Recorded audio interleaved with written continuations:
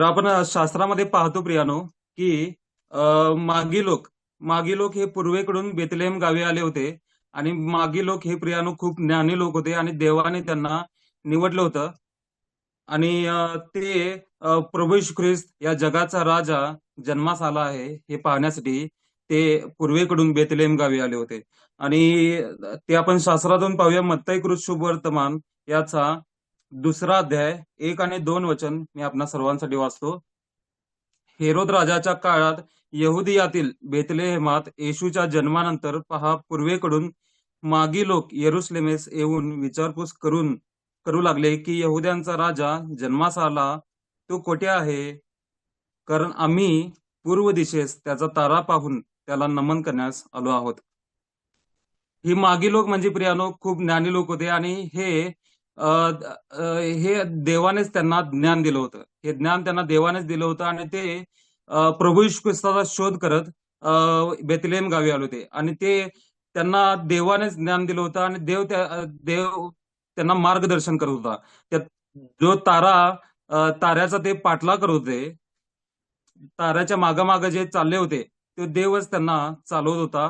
आणि ते बेथलेहम गावी प्रभू येशू ख्रिस्त ज्या ठिकाणी जन्मला त्या ठिकाणी ते आले होते. आणि येरुशलेमेपासून ते येशू जन्मला त्या ठिकाणापर्यंत मागी लोकांचा मार्गदर्शक कोण होता?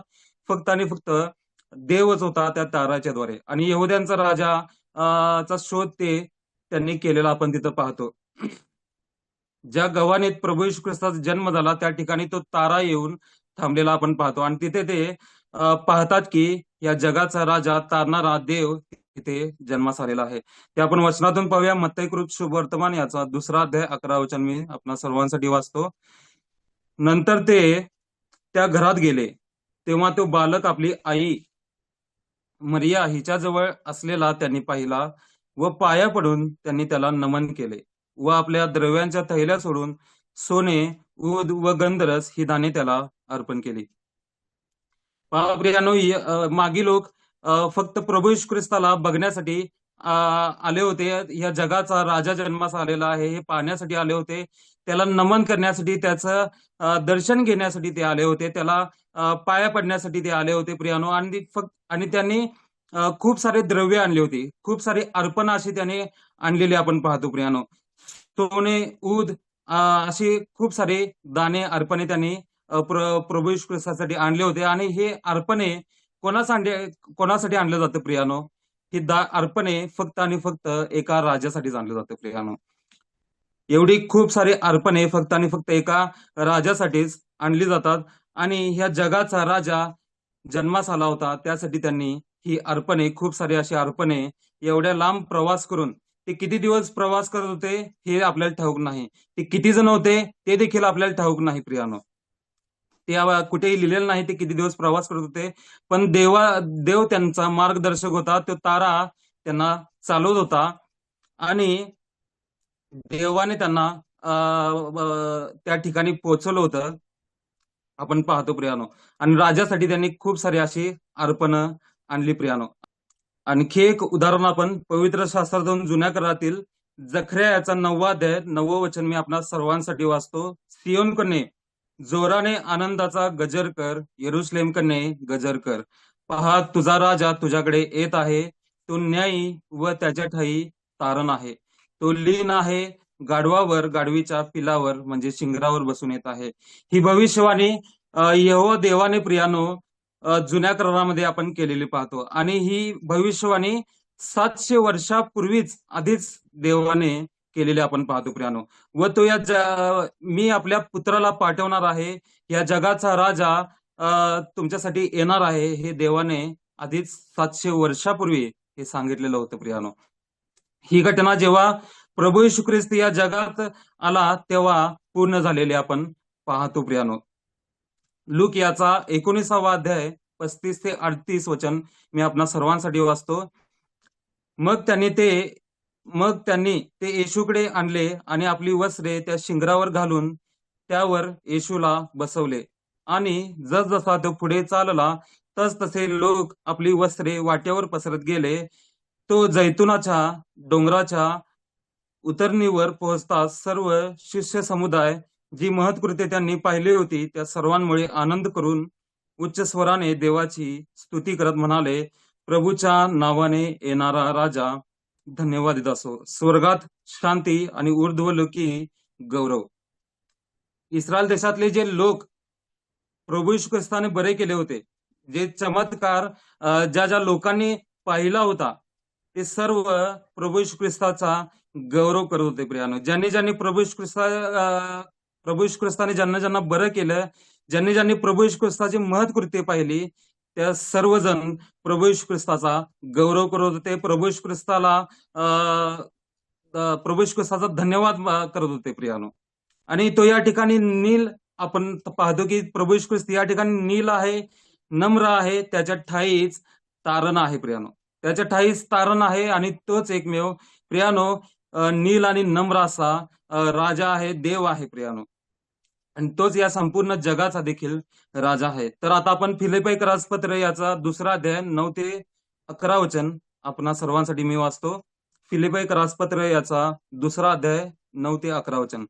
ह्यामुळे देवाने त्याला अतिउच्च केले आणि सर्व नावांपेक्षा जे श्रेष्ठ नाव ते त्याला दिले. ह्यात हेतू हा की स्वर्गात, पृथ्वीवर व पृथ्वीखाली प्रत्येक गुडघा येशूच्या नावाने टेकला जावा आणि देवपित्याच्या गौरवासाठी प्रत्येक जिभेने येशू ख्रिस्त हा प्रभू आहे असे कबूल करावे. या ठिकाणी आपण पाहतो की देवाने प्रभू येशू ख्रिस्ताला सर्व नावांपेक्षा जे श्रेष्ठ नाव आहे ते त्याला दिलेलं आहे. सर्वात श्रेष्ठ नाव जे आहे ते त्याला देवाने प्रभू येशू ख्रिस्ताला दिलेलं आहे प्रियानो. जगामध्ये प्रियानो कुठलंही नाव सर्वश्रेष्ठ नाही. स्वर्गात, पृथ्वीवर आणि प्रत्येक ठिकाणी, या सृष्टीमध्ये प्रत्येक ठिकाणी, स्वर्गात देखील आणि सर्व सृष्टीमध्ये फक्त आणि फक्त प्रभू येशू ख्रिस्ताचं नाव हे सर्वश्रेष्ठ आहे प्रियानो. आणि देवानेच त्याला अतिउच्च केलेलं आहे. सर्वात उंच स्थान देवानेच त्याला दिलेलं आहे प्रियानो. कारण त्याने आपल्यासाठी आपला प्राण दिलेला आहे प्रियानो. कारण एखाद्यासाठी आपला प्राण देणं ही खूप मोठी गोष्ट आहे प्रियानो. हे खूप मोठं बलिदान आहे, अर्पण आहे प्रियानो. आणि एखाद्यासाठी प्राण देणं कोणाच्यानेही शक्य नाही प्रियानो. हे फक्त आणि फक्त आपला देवच करू शकतो आणि त्याने केलेलं आहे प्रियानो. आणि आम्हा पाप्यांसारखे आपल्यासारखे पापी जे तुच्छ कधीही देवाच्या सानिध्यामध्ये येण्याच्या योग्यतेचे नव्हतो. आपण कधीही देवाचं नाव देखील आपल्या मुखामध्ये घेऊ शकत नव्हतो. इतके आपण पापी आणि दुष्ट होतो. आपल्यासारख्या पाप्यांसाठी प्रभू येशू ख्रिस्त, जो या जगाचा निर्माण करता, या सृष्टीचा निर्माण करता, स्वर्गात असंख्य लाखो देवदूतांची आराधना स्वीकारणारा, सहस्रांची सहस्रे आयुधांचे आयुधे त्याची रात्रंदिवस आराधना स्तुती करतात. रात्रंदिवस देवदूत न थंकता आणि न दमता असंख्य असे देवदूत त्याची आराधना स्तुती करत असतात प्रियानो. आणि त्या आराधनेमध्ये बसणारा, त्या स्वर्गामध्ये राजासनावर असा विराजमान असा आपला देव या जगामध्ये आपल्यासाठी नील आणि नम्र होऊन आला प्रियानो.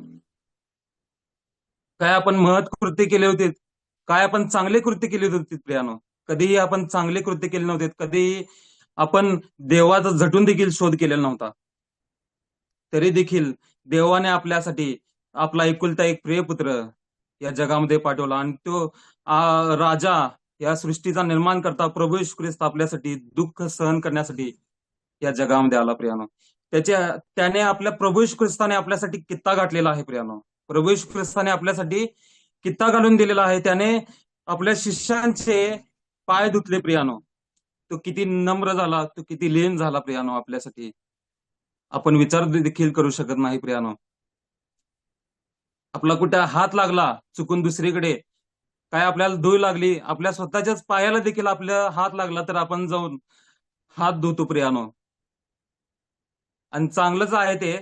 पण देवाने दुसऱ्यांचे, स्वतः जगाचा राजा नील नम्र होऊन आपल्या शिष्यांचे त्याने पाय धुतले प्रियानो. त्याने किती मोठा कित्ता घालून आपल्याला दिलेला आहे.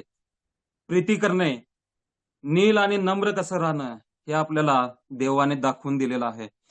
तो स्वतः राजा असून देखील किती नम्र झाला हे आपण विचार केला पाहिजे प्रियानो. त्याचे हाल केले गेले प्रियानो. त्याला असंख्य असे कोडे मारले गेले. त्याला किरमीचे वस्त्र घालून त्याची कुचेष्टा केली गेली. इस्रायलाचा राजा म्हणून त्याची कुचेष्टा करण्यात आली प्रियानो. पण तो तर इस्रायलाचाच नाही तर या जगाचा, त्या स्वर्गाचा, या सृष्टीचा निर्माण करता खरा जिवंत राजा होता प्रियानो. पण त्याने ते सहन केलं आपल्यासाठी आपल्या पापांसाठी तिने सहन केलं प्रियानो. आणि त्याला असंख्य असे कोडे मारले, त्याच्या डोक्यावर काट्यांचं मुकुट घालणार, त्याला अपमान केलं गेलं, त्याच्या शिरावर थुंकलं गेलं प्रियानो आपल्या पापांसाठी. तो मेला की नाही पाहण्यासाठी त्याच्या छातीत भाला खुपसला, त्याला त्यातून रक्त आणि पाणी वाहिलं गेलं प्रियानो. त्याच्या शरीरातला एक आणि एक थेंब रक्ताचा त्याने वाहून टाकला त्या वधस्तंभावरती. आपल्या पापांसाठी, आपल्या दुष्टतेसाठी, आपण केलेल्या वाईट कर्मांसाठी, आपण पापातून मुक्त व्हावं यासाठी त्याने आपल्या शरीरातला एक आणि एक पवित्र रक्ताचा कतरा थेंब त्याने त्या वधस्तंभावरती वाहून टाकलेला आहे प्रियानो. हे कोणाच्यानेही करू शकलं नसतं प्रियानो, कोणीही करू शकलं नसतं. फक्त आणि फक्त आपल्या देवाने आपल्यासाठी हे केलेलं आहे. आणि तो म्हणजे आपला प्रभू येशू ख्रिस्त आहे. तो आपल्या तारणारा आहे, तो आपला राजा आहे. आणि बाबा, एका राजाचं काम काय असतं प्रियानो? आपल्या प्रजेचं रक्षण करणं, आपल्या लोकांचं रक्षण करणं. कुठलं संकट आलं, कुठलं मरे आली किंवा कुठलं संकट आपल्या राज्यावर आलं, देशावर आलं, आपण जुन्या करारामध्ये पाहतो किती जण राजे होऊन गेले, ते कधीही आपल्या प्रजा सोडून पळून गेले नाहीत प्रियानो. त्याने आपल्या राज्यासाठी, आपल्या लोकांसाठी त्यांनी लढाई केली, कारण देव त्यांच्या पाठीशी होता. खरा जिवंत राजा, या सृष्टीचा निर्माण करता त्यांच्या सोबत होता. आणि त्यांनी देखील देवाला कधीही सोडलेलं नाही आपण पाहतो. आणि तो तर आपला प्रभू येशू ख्रिस्त तारणारा, आपल्याला स्वर्गात नेण्यासाठी त्याने आपल्यासाठी कार्य केलं प्रियानो. तो नील नम्र झाला, त्याची आराधना स्तुती रात्रंदिवस देवदूत करत असतात, इतकी मोठं गौरव त्याचं होतं. पण तो आपल्यासाठी नील नम्र झाला प्रियानो. त्याचं स्थान स्वर्गातलं किती मोठं आहे आपण कधीही विचार करू शकणार नाही. आपल्या बुद्धीच्या, आपल्या कल्पना शक्तीच्या पलीकडचं त्याचं स्थान आहे, त्याचं गौरव आहे प्रियानो. आणि आपण पाहतो, तो राजा असताना देखील आमच्या पापांसाठी तो घायल झाला, आमच्या दुष्कर्मांमुळे तो ठेचला गेला. आम्हाला शांती देणारी अशी शिक्षा त्याला झाली, त्याला बसलेल्या फटक्याने आम्हाला आरोग्य प्राप्त झाले प्रियानो. एवढे त्याचे हाल केले गेले तरी देखील आपल्या देवाने आपल्याला सोडलं नाही, आपल्याला सार्वकालिक जीवन असं मिळवून दिलेलं आहे प्रियानो. आणि प्रभू येशू ख्रिस्ताचा आपण गौरव केला पाहिजे, आपल्या राजाचा आपण गौरव केला पाहिजे प्रियानो. मी आपल्या सर्वांसाठी एक वचन वाचतो. कलसईकरास पत्र याचा 1 अध्याय 16 आणि 17 वचन आपल्या सर्वांसाठी मी वाचतो.